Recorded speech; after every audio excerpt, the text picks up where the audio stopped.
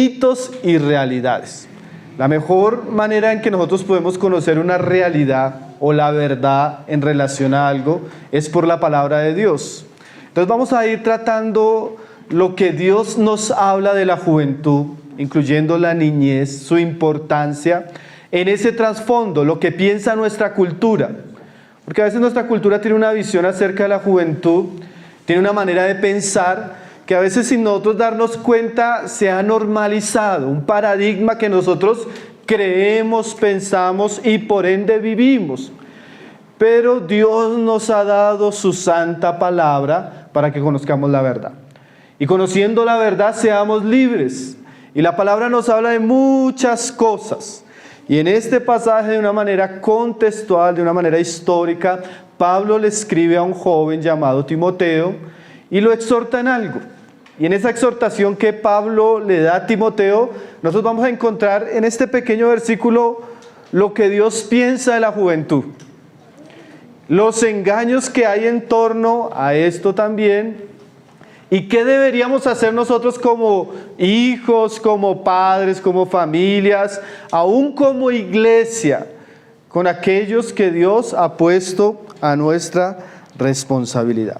Voy a simplemente situar el versículo para que hagamos una interpretación correcta. Yo no pudiera coger este versículo a explicarlo sin entender lo que dice la carta. Rápidamente, primera de Timoteo se escribe después del tercer viaje misionero de Pablo. Pablo sale de la prisión de Roma, porque después del tercer viaje misionero, Pablo entra prisionero a Roma, está en prisión algo de 4 años, sale de la prisión y él va a emprender un viaje. Él tiene la propuesta de ir hasta España. Pero entonces él tiene una serie de colaboradores que para él son muy importantes y envía a 2 de estos colaboradores a un trabajo especial. A Tito lo manda para la isla de Creta, a pastorear una serie de iglesias en la isla que tienen dificultades, y a Timoteo lo lleva a la ciudad de Éfeso, para que Timoteo se encargue de tratar una serie de problemas que existen en la ciudad de Éfeso. Y es curioso, mis queridos hermanos, que Éfeso para aquellos días era una de las iglesias más importantes que el apóstol Pablo había fundado. Algunos comentaristas llegan a decir que Éfeso era la corona del ministerio de Pablo. Una iglesia grande, una iglesia influyente, una iglesia en la capital de Asia, una iglesia muy importante. Y Pablo toma a Timoteo, lo dejan en Éfeso y le escribe esta carta, como escribe Tito cuando deja a Tito en Creta. El contexto general de la carta es Pablo animando a su joven colaborador para que este joven colaborador lleve a cabo la obra de Dios en la ciudad de Éfeso. Sí, el trabajo de poner en orden, pastorear, tratar con las herejías que están llegando a la iglesia, los problemas, nombramiento de ancianos, una cantidad de cosas que Timoteo tenía que hacer en la ciudad. Ese es el contexto. En medio de ese contexto, Pablo le dice a Timoteo: ninguno tenga en poco tu juventud. Y es una palabra que es muy interesante porque aquí ya Pablo nos muestra que Timoteo era un ministro joven. Ahora, cuando estamos hablando joven, no estamos hablando de un joven de 15 años ni de 20 años. Algunos comentaristas dicen, Timoteo ya había andado 16 años con Pablo. Si Pablo tomó a Timoteo más o menos de 15 o 16 años para que comenzara a caminar con él en sus viajes, estaba en la edad de 33 o algo más de años. Pero para la cultura griega de aquellos días, la juventud llegaba hasta los 40 años. Para que entendamos un poco el contexto. Ahora, ese mensaje de que ninguno tenga en poco tu juventud nos muestra un poco el prejuicio que había hacia los jóvenes en aquellos días.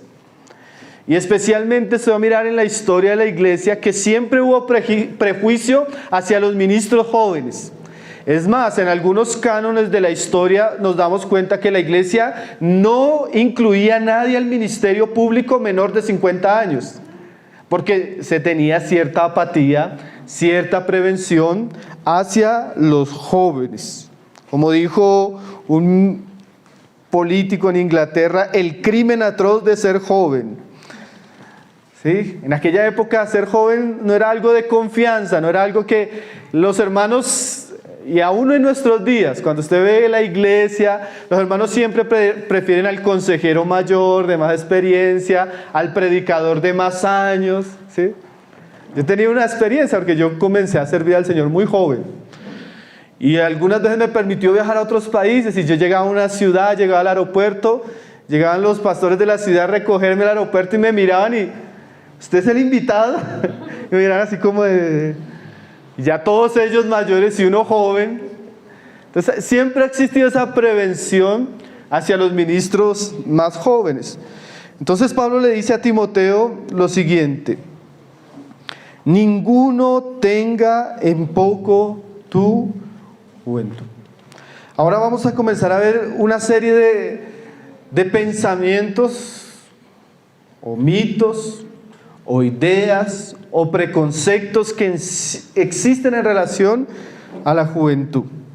En nuestros días se piensa, mis queridos hermanos, que la juventud es una época para disfrutar, para placeres, para entretenerse, para vivir, se dice en nuestros días, ¿no? Eso es un mito, eso es una idea que existe y hasta los papás lo creen. Mi hermano está de vacaciones, vaya a hacer esto para que se divierta, para que se entretenga. Usted es joven, ¿sí? Entonces nos tenemos la idea que la juventud es para eso, divertirnos, entretenernos, y hasta los hijos le dicen a uno, no, pero es que estoy aburrido. Yo quisiera estar jugando, quisiera estar divirtiéndome, quisiera estar con mis amigos. Entonces se tiene la idea actualmente de que la juventud es para eso. Sin negar que eso haga parte de la vida, sin negar que todos necesitamos ese tiempo. Pero vamos a darnos cuenta que la juventud tiene que ver con cosas mucho más trascendentales. Y eso es importante que lo sepan los jóvenes, como es importante que lo sepan los papás. También otra idea que se tiene, y a veces en la iglesia circula mucho esa idea, es que los jóvenes no son importantes. Porque generalmente la juventud está asociada a inmadurez, a irresponsabilidad. La juventud está asociada a ideas que no tienen que ver con cosas importantes. Pero este pasaje nos va a mostrar cómo para Dios un joven puede llegar a ocupar un lugar muy importante y muy trascendental. Entonces vamos a mirar en este pasaje varias de esas cosas que a veces nosotros creemos falsamente y que la palabra viene a corregir. Entonces Pablo le dice a Timoteo: ninguno tenga en poco tu juventud. O sea, imagínese, le está diciendo Timoteo: yo te dejé en esta ciudad para que cumplas un trabajo, que nadie te tenga en poco, ni tú mismo. Sino, Timoteo, yo creo que tú te animes, seas valiente, esforzado, porque Dios te puso en este momento, en este lugar, para que cumplas una obra muy específica. No dejes que nadie te menosprecie.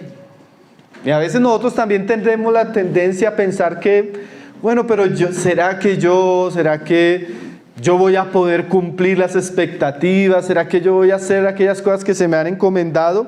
Entonces lo que está haciendo Pablo con Timoteo es reafirmarlo. Timoteo, que nadie te tenga en poco, cumple tu ministerio, haz la obra que yo te he encomendado. Entonces aquí Pablo nos muestra, claro, con un mensaje muy directo a Timoteo, nos va a mostrar por estas palabras que nosotros no debemos menospreciar la juventud. Es más, yo pienso que ese es tal vez uno de los mayores engaños que existe en el mundo y que a veces llega a nosotros. Nosotros pensamos que no, cuando yo sea adulto, ahí sí. O cuando tenga familia, ahí sí. O no, cuando tal vez me pensione, ahí sí. Pero no nos damos cuenta que casi todo lo que nosotros somos y llegamos a ser se fundamenta en las cosas que sembramos en los años de nuestra juventud. Ahí tomamos las decisiones más cruciales. Si me convierto o no me convierto, qué voy a estudiar o no voy a estudiar, con quién me voy a casar. Si yo me equivoco en esta época de mi vida, si yo erro en estas decisiones, de ahí en adelante lo que voy a recibir es lo que sembré. Entonces la juventud es muy importante en ese sentido. Tan importante que el diablo nos quiere hacer pensar que no es lo que yo hago con mi hijo ni con mi joven, sino con el joven, sino más adelante ellos van a ver. No. La Biblia nos enseña por palabras del mismo Señor Jesús que debemos dejar a los niños venir a Él. Y la palabra que Él usa en el griego, que es brefos, eran niños de brazo.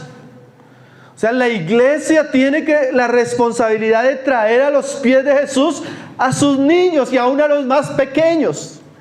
Y si eso incluye a los niños, los más pequeños, los jóvenes también están incluidos ahí. Porque la juventud no debe ser menospreciada por el valor que tiene y por las cosas que nosotros podemos hacer cuando la invertimos de manera correcta.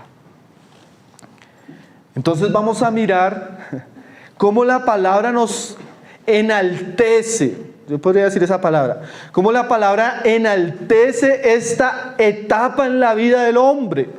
Y cómo la palabra nos va a mostrar también con muchos ejemplos que la obra de Dios comenzó con personas en esta etapa de su vida. En algunos casos, antes. Usted puede pensar, por ejemplo, en aquel joven hijo de Jacob, el menor de todos, llamado José, que a pesar de que eran 11 hermanos, José era el menor, pero era el más fiel. Aquel que fue perseguido desde joven, aborrecido, vendido como esclavo, y Dios lo estaba apartando para llegar a ser un instrumento de salvación, llegando a ocupar el segundo puesto más importante de la nación o del imperio de la época en Egipto. Usted puede pensar más adelante en un joven llamado Josué, siervo de Moisés, compañero fiel de Moisés, servidor de Moisés, que creció, maduró y en su vida sirviendo a Moisés. Y en el punto cumbre de su madurez, Dios lo escoge para ser el gran conquistador de la tierra prometida. Un joven también que creció y llegó a ser un gran general de Dios. Piensa en Samuel, el profeta de Dios, que fue apartado desde niño para estar en la casa de Dios. Y que siendo muy joven el Señor le llamó Samuel, Samuel. Y que no hubo ningún otro profeta como él en Israel, que no dejó caer ninguna palabra de Dios a tierra. O piense en David, el pastor de ovejas, un joven cuidando animales, que llegaría a ser el rey de Israel, un hombre que desde su juventud adoraba a Dios, amaba a Dios, servía a Dios. O piense en Timoteo, un hombre apartado por su abuela y su madre, instruido, que llegaría a ser uno de los grandes siervos de Dios, compañero del apóstol Pablo, ministro de la iglesia en Éfeso. Ustedes pueden ir mirando rápidamente en la Biblia y ustedes se van a encontrar que la juventud para Dios es importante. Porque muchos de los instrumentos que Dios usó los apartó desde su juventud, por no decir desde su niñez. Y eso ya comienza a cambiar la idea de nosotros que la juventud es un juego, que la juventud es para perder el tiempo, que la juventud es para deleitarnos en nuestros placeres. O esto también nos quita la idea a nosotros como papás de que no, tienes 10 años, tiene 15 años, no, ese muchacho lo que le gusta es jugar fútbol, le gustan los videojuegos, ese muchacho, tal vez sin darnos cuenta vamos a criar un Samuel, un Jeremías, un Timoteo y no sabemos. Por eso entender lo que dice la palabra de Dios es muy libertador y nos puede mostrar el camino que debemos andar. Ninguno tenga en poco su juventud. Vamos a leer un pasaje, mis hermanos. Ahí en Lucas 2, verso 49. Un pasaje, solo es una frase del Señor Jesús. Lucas 2, 49. Es la primera predicación de Jesús. ¿Saben cuántos años tenía? 12 años. ¿Saben para quién fue esa predicación? Para sus papás. Esta predicación para su papá surge en un contexto. Ellos han ido de caravana a Jerusalén a las fiestas. Cuando regresan se dan cuenta que Jesús, el niño, no está con ellos. ¿Conocen la historia? Entonces, se preocupan, comienzan a buscarlo durante 3 días. Y cuando lo encuentran en el templo. Lo encuentran sentado a los pies de los maestros de aquella época. Y le hacen una pregunta. Y la respuesta de Jesús, decía Spurgeon, que es una pequeña Biblia. Que en ese pequeño versículo Jesús describe la naturaleza de su llamado, su vocación y su relación con su Padre. ¿Y por qué vamos a mirar este pasaje? Porque es a Jesús en su niñez hablando, o en su juventud. Y aquí Jesús nos muestra hacia dónde como padres deberíamos dirigir a nuestros hijos y hacia dónde como hijos o como jóvenes deberíamos estar enfocados. Imagínense, ¿quién tiene 12 años acá? Miren, era Jesús de 12 años. Esa edad tenía nuestro Señor cuando Él dijo estas palabras. Entonces Él les dijo: ¿por qué me buscáis? ¿No sabíais que en los negocios de mi Padre me era necesario estar? Jesús no está como los demás niños en la caravana con sus familias. Jesús se pierde su familia, está en el templo, su familia muy preocupada, y le dicen sus padres: ¿dónde estabas? ¿Qué estabas haciendo? Y Él le responde: ¿por qué me buscáis? Hay la idea de que Jesús estaba perdido. Yo estudiando el pasaje, yo pensaba que los papás eran los que estaban perdidos. Porque si María se hubiera recordado quién era Jesús, las profecías que habían acerca de Jesús y los milagros de su nacimiento, como los milagros y las profecías que escucharon cuando lo consagraron ahí a los 8 días de nacidos en el templo, María diría: no, es que mi hijo es el Mesías, el Salvador, él debe estar en los negocios de su padre. No, pero ella había olvidado. Entonces el perdido no era Jesús, los perdidos eran ¿quiénes? Sus padres. Y a veces uno se da cuenta, mis queridos hermanos, que muchas veces los perdidos no son los hijos, son los padres. Yo he tenido esa experiencia a veces difícil, de que uno llega a darle consejería a un joven porque su padre está perdido, porque su padre no quiere orar, no quiere consagrarse, no quiere buscar a Dios, no quiere reunirse, y el joven y el niño diciendo: mire, mi papá, hermano, le pido oración por mi papá. Es una realidad triste, pero es una realidad. Padres perdidos, no saben en qué deben estar. Padres adultos queriendo vivir como jóvenes, ¿no? Placeres en el mundo, perdiendo su vida, dándole mal ejemplo a sus hijos. Padres perdidos. ¿Por qué me buscáis?, les dice Jesús a sus padres. Era obvio, mire esa frase, para Jesús era obvio que Él debía estar ahí haciendo lo que debía estar haciendo. Para los papás eso no era, ¿sí? Pero mira la siguiente frase, dice: ¿por qué me buscáis? ¿No sabéis o no sabíais que en los negocios de mi Padre? Aquí Jesús les recuerda otra cosa: ustedes son mis padres terrenales, pero yo tengo otro Padre. Ustedes no sabían que ustedes me están buscando, pero yo estaba con mi papá en sus asuntos. Yo quisiera decirle también a los jóvenes: ustedes tienen un Padre Celestial. Un Padre Celestial que los ama.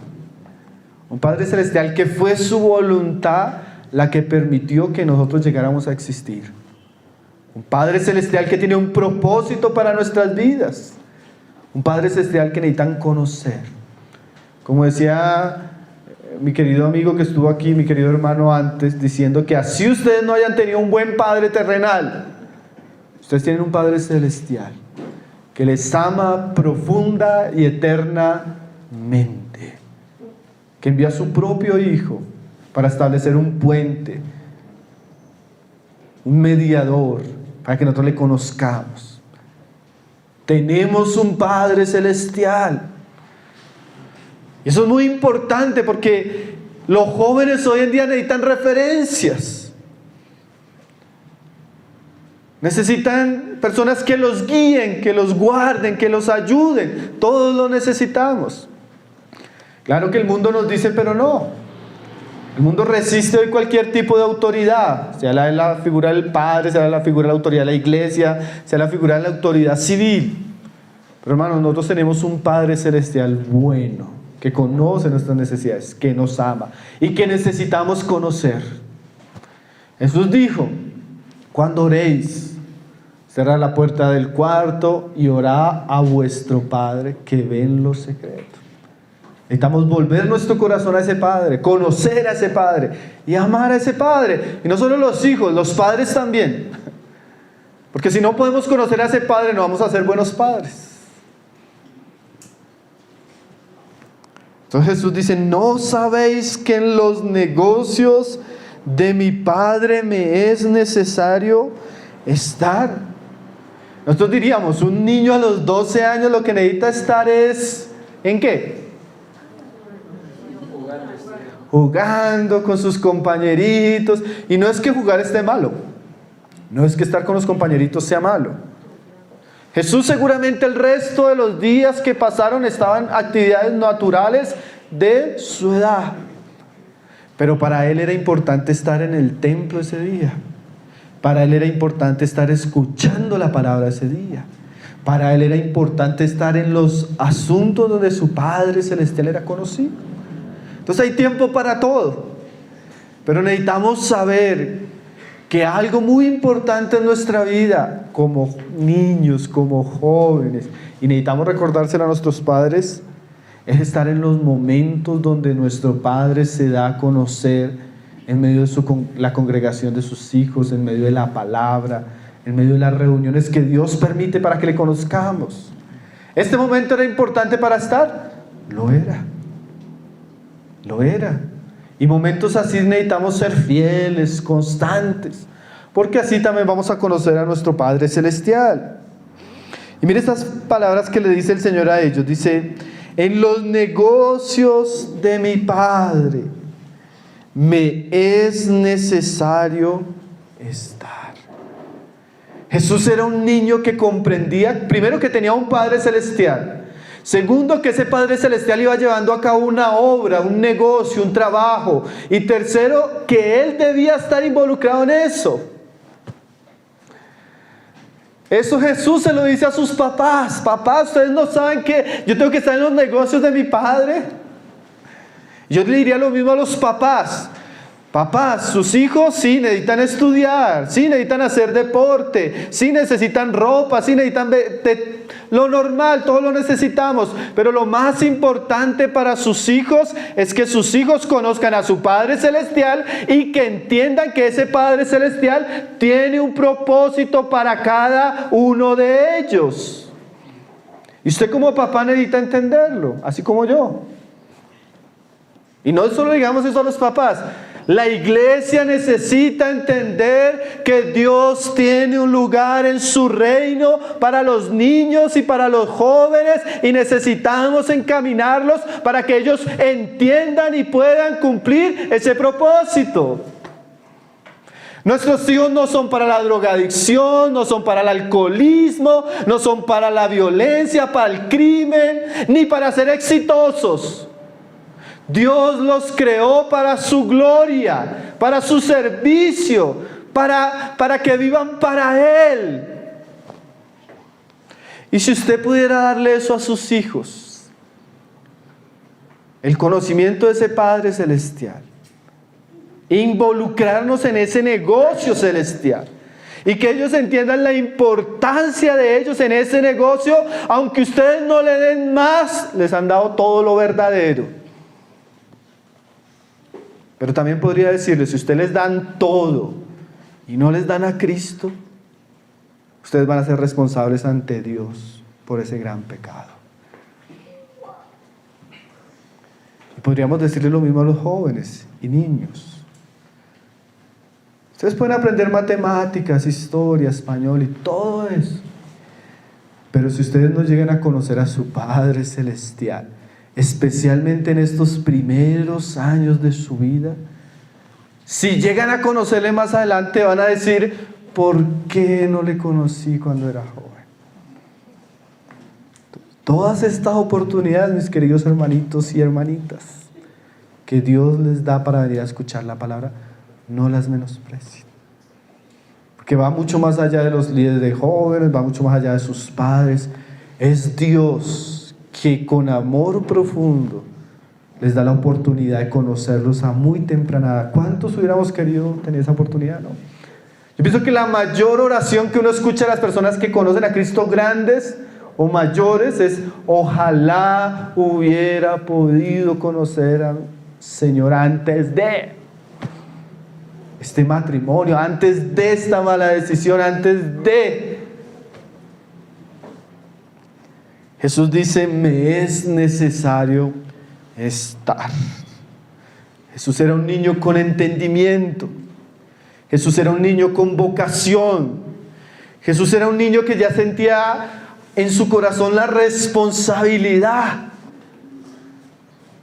Eso que nos muestra, Jesús nos dejó un ejemplo, que podemos educar y criar a nuestros hijos de tal manera que ellos puedan conocer a su Padre Celestial y de tal manera que ellos rindan sus corazones a temprana edad a la voluntad de su Padre Celestial. La juventud no es para el entretenimiento, el placer, el disfrute. La juventud se va a aprovechar verdaderamente cuando es para Dios. Y Dios permita que así sea con nuestros hijos, ¿no? Dios permita que así sea con los jóvenes de la iglesia. Que podamos decir, así como decía el Señor Jesús: no sabéis que en los negocios de mi... ¿Por qué no están en este momento en esto? Porque no sabéis que en los negocios de mi Padre me es necesario estar. Que nuestros jóvenes puedan responder de la misma manera. Entonces aquí ya Jesús nos muestra eso, lo que dice Pablo. Jesús no tuvo en poco su niñez. Jesús aprovechó su niñez, dedicó su niñez. No sabemos de qué manera, porque la Biblia guarda un silencio general a todos estos años. La única oportunidad que encontramos a Jesús hablando es este versículo. Pero aquí nos damos cuenta de un Jesús niño muy entendido, muy comprometido. Y debería ser el deseo de nosotros como padres y también el deseo de aquellos que están creciendo. Vamos a volver allá a 1 Timoteo 4:12, donde Pablo le dice a Timoteo: ninguno tenga en poco tu juventud. La juventud no es para tenerla en poco, hermanos, ni es para menospreciarla, mucho menos la niñez. Tenemos una gran responsabilidad. Primeramente los adultos, incluyendo los líderes de la iglesia, incluyendo los líderes de jóvenes, incluyendo los padres. Tenemos una responsabilidad tremenda con estos jóvenes. Tenemos una responsabilidad tremenda con estos niños. Dios nos va a pedir cuentas por eso. Y necesitamos ser muy entendidos, cómo poder ayudarlos, cómo poderlos guiar, cómo poderlos encaminar, cómo poderlos corregir, cómo poderlos instruir. Y no solo lo que tiene que ver con ellos, cómo los podemos guardar del mundo, cómo los podemos guardar de las tentaciones, cómo podemos guardarlos de una sociedad profundamente perdida, que viene a cazar sus almas.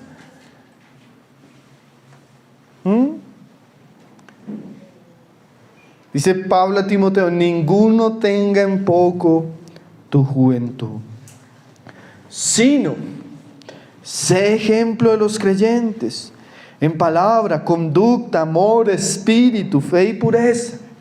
Y habiendo entendido un poco la importancia de la juventud, la niñez y la manera como Jesús se concebía en ese momento, a esta edad, vamos a ver lo que Pablo le dice a Timoteo de aquellos asuntos en los cuales Timoteo debe ocuparse para ser un ejemplo. La idea en el contexto es: Timoteo, que no te menosprecien porque eres un joven, sino como joven, sé ejemplo. Porque la mejor manera de callar las críticas es siendo ejemplo, ¿sí? Cuando usted se encuentra con un hombre, así sea joven, íntegro, lleno de fe, lleno de amor, lleno de convicciones, lleno de pureza, lleno de santidad, su vida nos va a quitar toda prevención, ¿no? Y eso es lo que Pablo le está diciendo a Timoteo. Timoteo, que tu vida quite las críticas, que tu vida quite el menosprecio de los que tienen los demás hacia ti. Ahora Pablo le va a decir qué virtudes debe tener el joven ministro para ser ejemplo a los demás. Y aquí yo también me voy a enfocar mostrando cómo como padres y como hijos hay áreas en las cuales nosotros debemos ser muy entendidos y enfocarnos. Pablo habla aquí de ¿cuántas cosas? 1, 2, 3, 4, 5, 6 cosas. Palabra, conducta, amor, espíritu, fe y pureza. Ahora yo tengo que pasar muy rápido porque realmente el tiempo no nos da. Yo aquí voy aquí.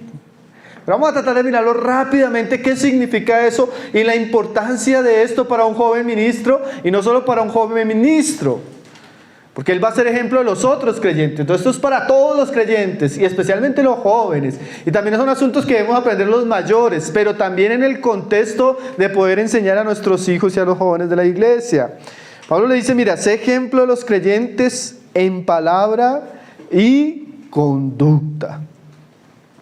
Es curioso que el mundo nos dice, a todos, no solo a los jóvenes, eso también nos lo dice a nosotros.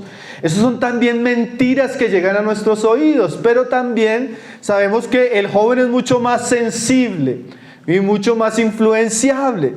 Y una de las cosas que nos dice el mundo, entre los mitos y las falsedades que habla el mundo, es que, por ejemplo, nosotros somos lo que tenemos. Yo soy una persona exitosa si tengo una buena cuenta bancaria, ¿cierto? O el mundo también me dice que yo soy lo que es mi apariencia. Si soy de ojos azules, mido tanto, voy al gimnasio y soy así, soy un hombre. Y si la mujer es así y su cuerpo es así, entonces es una mujer hermosa a los ojos del mundo.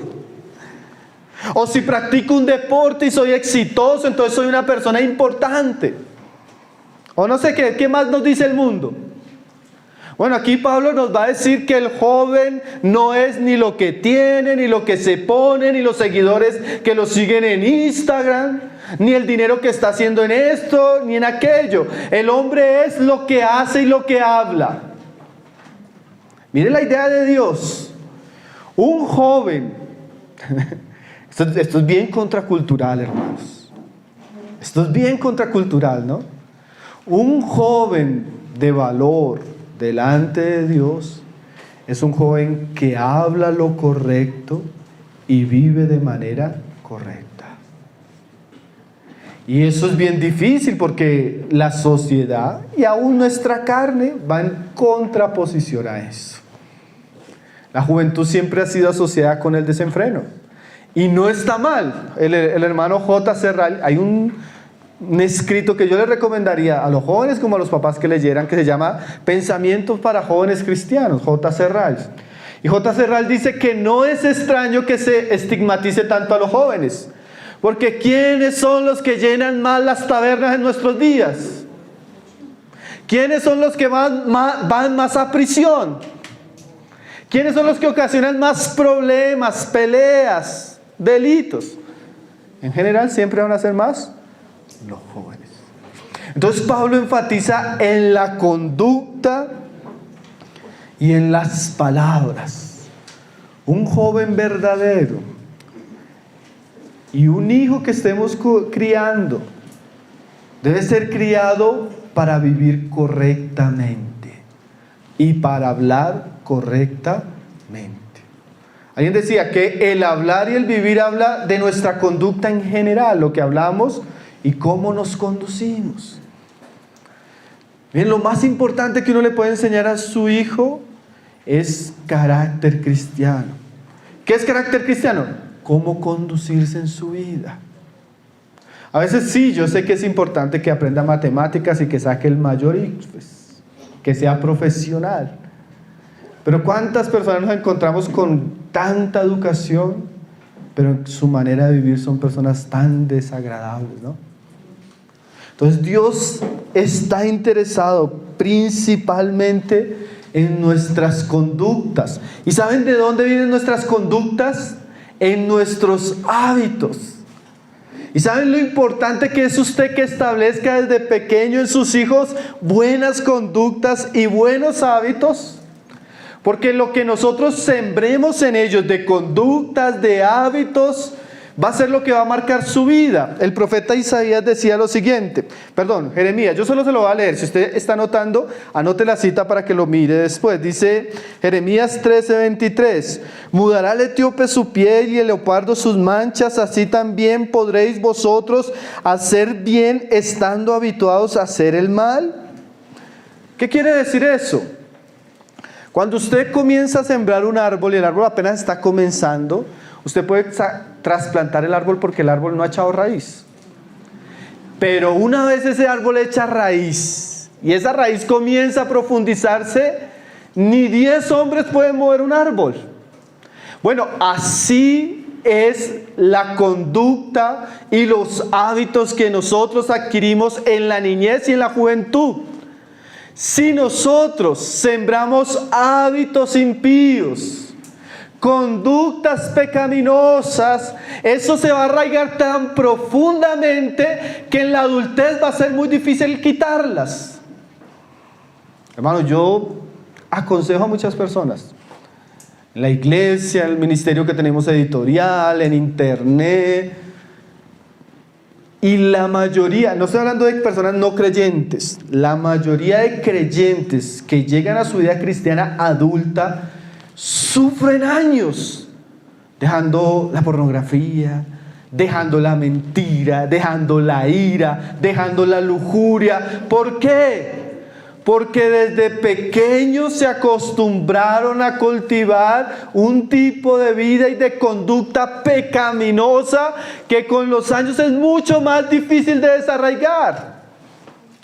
¿Quién conoció al Señor Jesús siendo adulto? Acá, los que estamos acá presentes. Dígame si lo que yo estoy diciendo es verdad o no es verdad. ¿Cierto?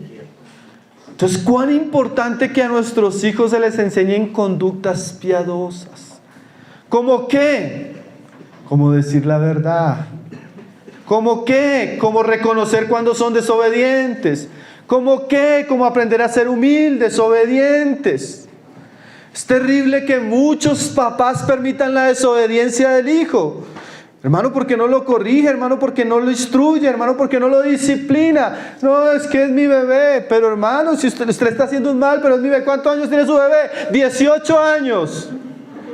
Y desde que tenía 2 años era irrespetuoso, desobediente, hacía su voluntad, comía cuando quería. Sus padres se volvieron súbditos de él. ¿Usted cree que ese muchacho de los 17 años le va a obedecer? Dejó sembrar conductas, hábitos de rebeldía, de desobediencia. Y cuando está en la adolescencia vamos a sufrir. Y no solo ustedes, papás, ustedes como jóvenes. La desobediencia, la necedad, el irrespeto, que parece algo que nuestro corazón, en lo que nuestro corazón se deleita, les va a traer muchas tristezas, muchos problemas. Entonces necesitamos con nuestros hijos desde pequeños enseñar hábitos, conductas piadosas, que aprendan a hablar bien, cuando llegan saludan, cuando los grandes hablan los hijos hacen silencio, cuando los papás hablan ellos obedecen. Cuando estamos en reunión adorando, es adorando. Hábitos, conductas que les van a marcar la vida a ellos. Si nosotros, y escúcheme bien estos papás, y escúcheme esto también bien los jóvenes, es muy interesante tener esta dualidad. Yo no sé ni a quién dirigirme bien, pero esto es para todos, hasta para mí. Si ustedes los dejan en sus propios deseos, en los deseos de sus corazones, se van a perder. La naturaleza de ellos, como la nuestra, es pecaminosa. Si usted no está para ir a enseñarle, para corregirle, para instruirle y para darle ejemplo, se van a perder. Sépanlo, hermanos. La Biblia enseña eso, instruye al niño. Si tú no lo instruyes, el mundo lo va a destruir, el diablo lo va a destruir, la carne lo va a destruir, Hollywood lo va a destruir, Bad Bunny los va a destruir.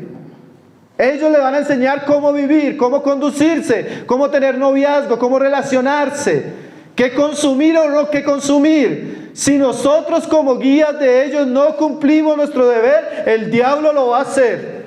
Y lo está haciendo. Mira a su alrededor. Sépanlo, hijos, necesitan ser instruidos. Necesitan ser enseñados. Necesitan aprender a escuchar, a obedecer. Porque los que lo hacen, los están realmente amando.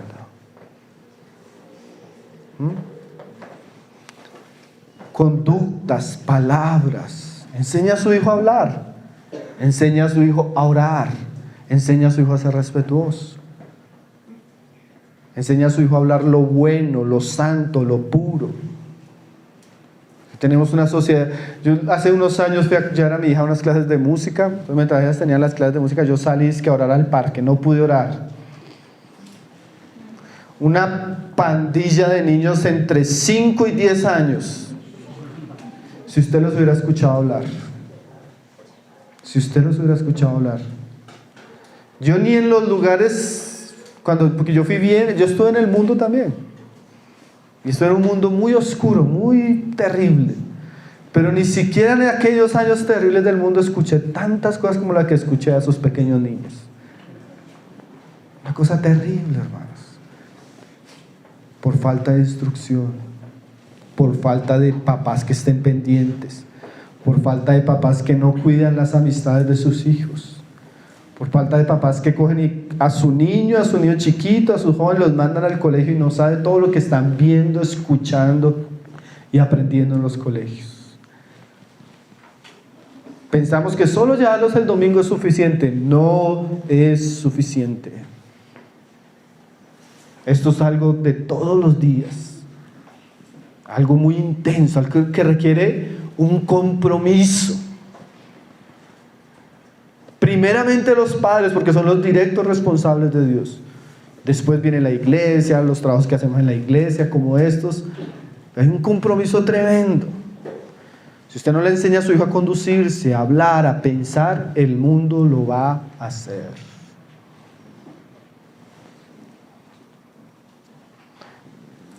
No podemos esperar que nuestros hijos sean un Isaac cuando fueron criados como Esaú. No podemos esperar frutos espirituales cuando hemos dejado que se les siembre carne y carne y carne en sus vidas. Dice ahí, cualquier cosa me ayuda con el tiempo, ¿listo, hermano? Me dicen así que ya. Dice, amor, dice, sino sé ejemplo de los creyentes en palabra, conducta, amor y espíritu. Otros dos asuntos que Pablo nos habla donde Timoteo debería ser muy ejemplares en el amor y en el espíritu. Miren lo que Pablo está diciendo. Amor tiene que ver siempre en la Biblia, en este contexto la palabra en el griego es ágape. Amor divino, amor incondicional. Pablo le dice a Timoteo que seas caracterizado por ser un joven que ama. Primeramente, el amor siempre está en un nivel vertical y después en un nivel horizontal. Los jóvenes tienen que aprender a amar a Dios sobre todas las cosas y tienen que aprender a amar a los demás, sus padres, sus familias, sus hermanos, sus compañeros de la iglesia. Necesitamos aprender y enseñar qué es el amor. Ahora en nuestros días también hay mucho engaño en relación a eso. Hoy en día se habla del amor, el mundo habla todo del amor, ¿usted no se da cuenta? Todo es amor, películas de amor, canciones de amor, y nos encanta el amor, pero el mundo nos muestra una idea falsa del amor. Hoy en día el amor tiene una connotación hasta sexual, íntima. Por eso necesitamos enseñar el verdadero amor. El amor de Dios, el amor sacrificial, el amor incondicional, el amor paciente. Y ahí volvemos a los padres. ¿Cómo yo le enseño a amar a mi hijo? ¿Cómo yo le enseño qué es ser paciente a mi hijo? Ser fiel a mi hijo. Bueno, nuestra generación tiene que aprender eso, porque como decía la profecía de Juan el Bautista, que era una cita del Antiguo Testamento, que el espíritu de Elías haría volver el corazón de los padres hacia sus hijos. Y decía Malaquías que el de los hijos hacia los padres. Nosotros vivimos una generación donde no sabemos amar, hermanos. Para el papá hoy en día, a veces yo me encuentro que el papá llega y le dice a uno: no, hermano, pues que yo le he dado todo.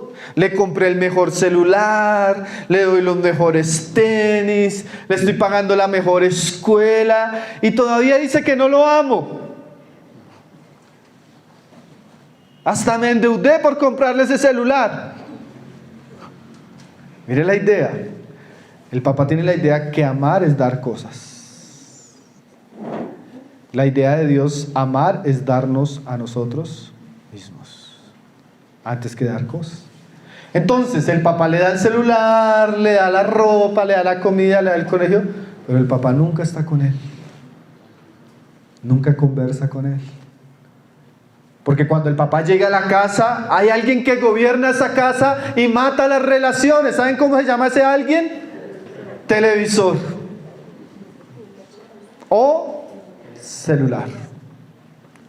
Lastimosamente hoy tenemos la generación de padres ausentes. Tanto papá y mamá trabajan. Y cuando llegan, sus corazones no están con ellos. Tenemos una generación desprotegida, sin referencias, sin relaciones. La mamá ha tenido el niño y al año, hermano, al año lo está llevando a un jardín. Y el niño llora. Porque se está cortando ese vínculo, esa relación tan importante en esa etapa de la vida, y el niño llora. ¿Y saben qué pasa después? Ella llora. Porque ese niño a los 12 años ya no va a querer saber de ella. No le va a contar sus luchas. No le va a tener confianza. Va a ser más amigo de sus amigos que sus papás. Si nosotros queremos que nuestros hijos aprendan qué es el amor, necesitamos dedicarnos, hermanos. Necesitamos apagar el televisor, necesitamos pagar tiempo con ellos.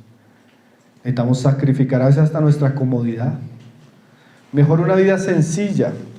Yo le digo eso mucho a las mujeres. Yo sé que hay casos de casos, madres solteras, yo sé que es una excepción. Casos de casos donde el padre pues está enfermo, no puede trabajar.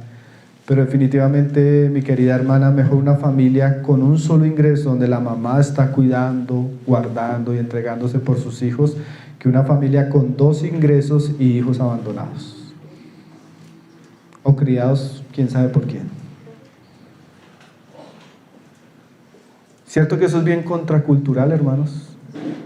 Eso es una herejía para el siglo XXI, pero ese fue el diseño de Dios, y nosotros no podemos cambiar el diseño de Dios sin que nos suframos consecuencias. Los papás necesitan amar. Y eso también incluye que el papá necesita amar a la esposa, porque esa es la referencia que está viendo el hijo. Tratar bien a la esposa, ser cuidadoso de su hogar,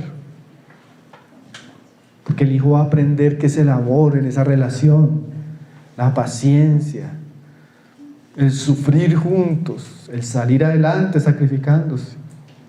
Pero no solo eso.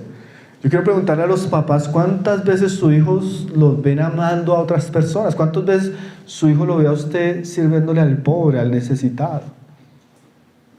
Ayudando a otros, sacrificándose así como Jesús se sacrificaba por otros. Bueno, eso necesitamos enseñarlo. Porque muchas veces los jóvenes, es tremendo, los jóvenes y los niños en nuestras iglesias muchas veces no encuentran algo que los inspire. Algo que diga: wow, yo quiero amar así, yo quiero servir así, yo quiero entregarme así. Porque muchas veces hay una apatía hasta entre la iglesia. Se volvió ese cristianismo cómodo de que solo vamos a escuchar y a recibir. No servimos, no trabajamos, no sacrificamos, no evangelizamos, no ayudamos a los pobres, no hay entrega, no hay tiempo, no hay sacrificio. Pues nuestros hijos nos ven apáticos. A veces los papás, es que él no ora, su hijo lo ve orar. Es que él no esto, su hijo lo ve en eso. Ahora, nuestros hijos necesitan aprender que mucho más importante que el cabello de una manera o la ropa de una manera, mucho más importante es el amor. Mucho más trascendental es el amor. si es así o no es así. Es un ejemplo tan básico. Usted puede tener la casa más lujosa, pero si no hay amor ahí, eso es un infierno. ¿No es así? Ahora usted puede vivir en el lugar más humilde. Me acuerdo cuando yo me casé, vivíamos en una casita que, hermano, eso era obra gris, las tejas se le entraba el viento, eso tapábamos con periódico, el piso se levantaba porque era de tierra y vivíamos felices. Porque había, ¿qué? Amor. Yo vivía feliz. El amor es mucho más valioso que lo que el mundo nos enseña. Y necesitamos enseñar el valor del amor. ¿Qué dice ahí más? Amor, espíritu. Espíritu, ¿usted cómo que lo entiende? En este contexto, espíritu no está hablando de la parte íntima del ser del hombre, ni está hablando del Espíritu de Dios, sino está hablando de actitud, de eso que lo caracteriza. Como cuando Jesús le dijo a Juan y a Santiago, ustedes no saben de qué espíritu son, ¿sí? En el contexto, espíritu es manera de ser, actitud. Hermanos, si generalmente hay que enseñar a los hijos a tener buena actitud. La buena actitud nos habla de esa disposición, de esa diligencia, de esa fidelidad. Como si Pablo le dijera a Timoteo que cuando te vean, Timoteo, los demás vean que tú tienes ese espíritu, esa actitud correcta de un hijo de Dios, de un siervo. ¿Usted se da cuenta que a veces la actitud ya habla? La actitud es lo contrario, podríamos decir, a la holgazanería. Esa persona indolente, perezosa, indiferente. Bueno, una de las cosas más importantes que le podemos enseñar a nuestros hijos es la virtud de la diligencia, del trabajo.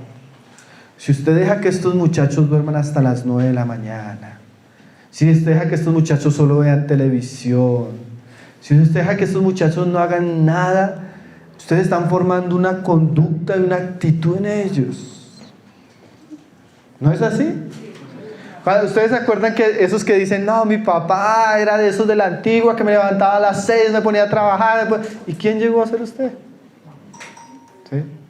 Esta es la generación que más les ha quitado la responsabilidad a sus hijos. Y está cosechando una generación hundida en la vagancia. Y sabe que la vagancia está ligada a muchos pecados. Como decía Agustín de Hipona, la pereza corre lento, por eso la alcanzan todos los vicios. Usted necesita enseñar a sus hijos a ser diligentes. Y los hijos necesitan ser... Yo a veces me sorprendo, yo una vez hablaba con mi hija, de la gran cantidad de dones que tienen nuestros hijos. Usted a veces dura 10 años queriendo aprender a tocar un instrumento y no puede. Y no va a poder, negado. Y usted a veces ve el muchacho, coge la guitarra un mes y ya está cantando. Coge el computador, hace plan, y necesitamos enseñarle a ser diligentes, a usar eso, a no enterrar las cosas que Dios les ha dado, a tener buena disposición y buen servicio. Y termino con las últimas 2 palabras que Pablo dice ahí: fe y pureza. Termino no porque estamos llegando a una parte que podamos pasar rápido, sino por lo importante y por el tiempo. Fe. Esta palabra tal vez es la más importante en medio de estas. Nosotros necesitamos sembrar en nuestros hijos la fe. ¿Cómo viene la fe? Por el oír la palabra y la palabra de Dios. Si queremos que nuestros hijos tengan fe, esa fe firme, esas convicciones profundas, necesitamos enseñar la palabra. Y ahí yo comienzo a preguntar, pues primero a los muchachos, ¿cuánto están leyendo la palabra? La fe cristiana se centra en un libro que es la palabra de Dios.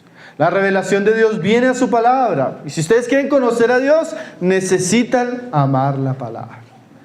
Y los padres, si quieren que sus hijos conozcan a Dios, necesitan instruirlos en la palabra. Se dice que Timoteo conocía las Escrituras desde su niñez.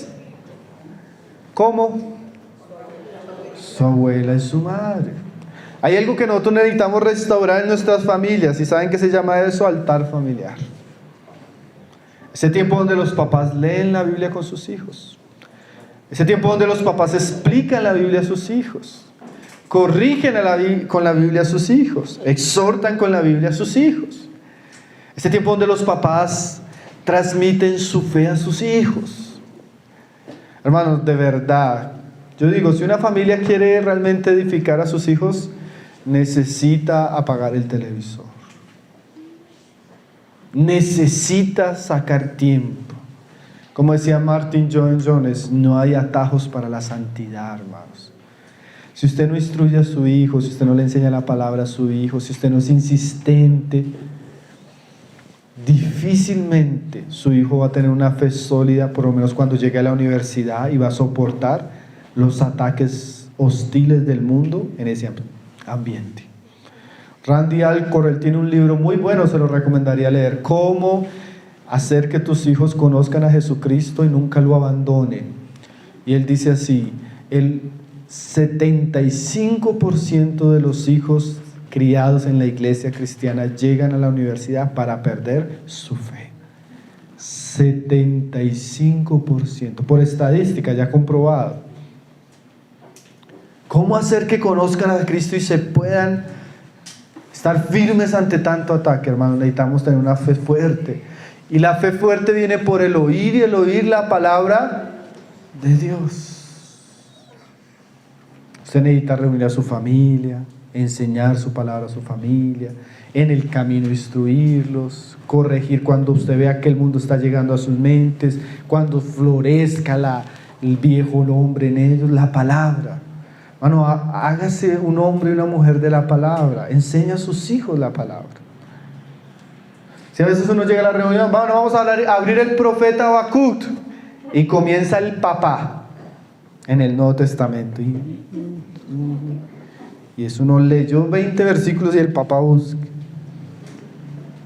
Conozco cristianos que no se han leído la Biblia una vez en su vida cristiana, que no hacen devocional diario. Hermanos, la fe no viene por ósmosis. La fe se transmite a través de la enseñanza. Entonces necesitamos enseñar a nuestros hijos en la palabra de Dios. Y esa no es la responsabilidad del grupo de jóvenes, aunque ellos lo hagan como complemento, ni de los pastores de la iglesia. Esa es una responsabilidad que Dios le puso a los padres. Lo último dice ahí, dice fe y pureza. En esta sola palabra, mis hermanos, podríamos detenernos unas varias reuniones. A esta generación, más que nunca, hay que enseñarle lo que es la pureza. La pureza tiene que ver con la santidad, con lo bueno, lo santo. Y nosotros vivimos una generación donde el mundo es profundamente impío. Se promueve la impiedad, se exalta la impiedad, se tolera la impiedad. Por ejemplo, piense en el área sexual, lo que ha hecho la ideología de género. Usted manda al colegio a un muchacho, usted no sabe, como decía un gobernador en estos días de Estados Unidos, hoy lo que se enseña en los colegios de ideología de género es pura pornografía. Se le enseña conductas totalmente antinaturales. Se le dan anticonceptivos a sus hijos en el colegio.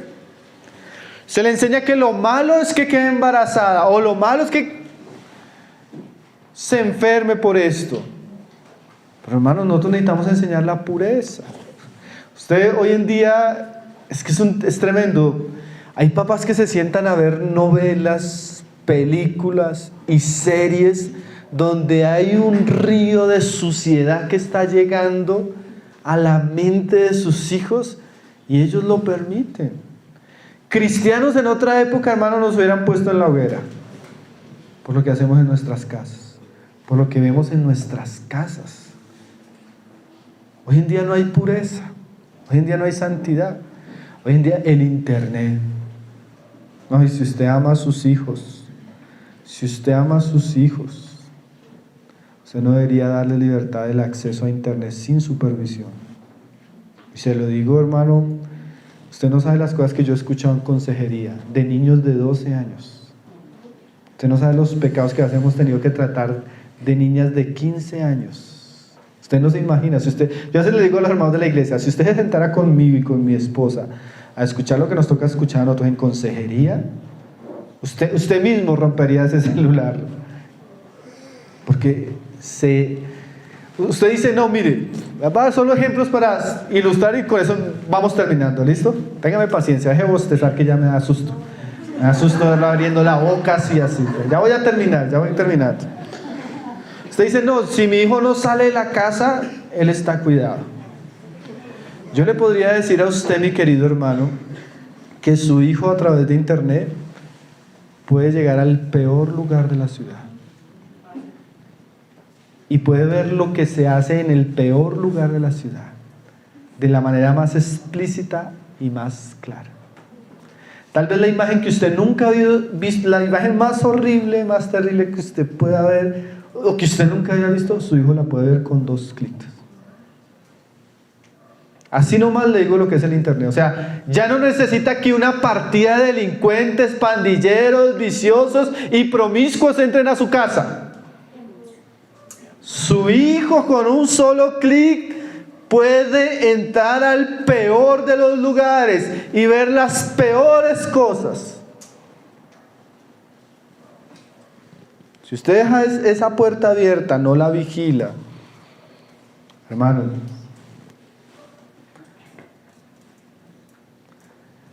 ahora, eso es internet, pero mire las cosas que nos vende el mundo. Si yo le dijera a usted, mi querido hermano,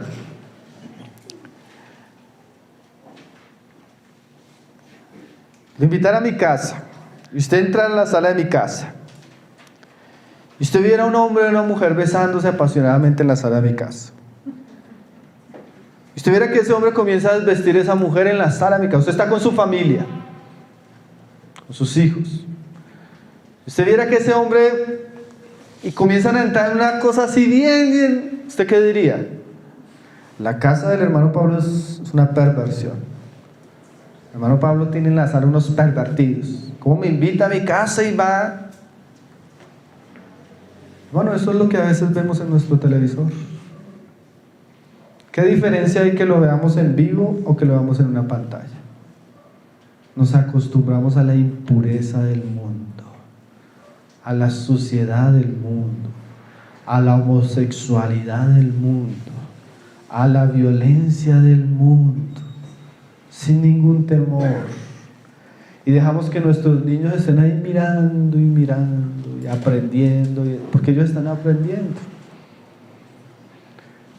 Hace años se sabe por los ingenieros en sociología y muchos, que el entretenimiento en muchas culturas se volvió educación.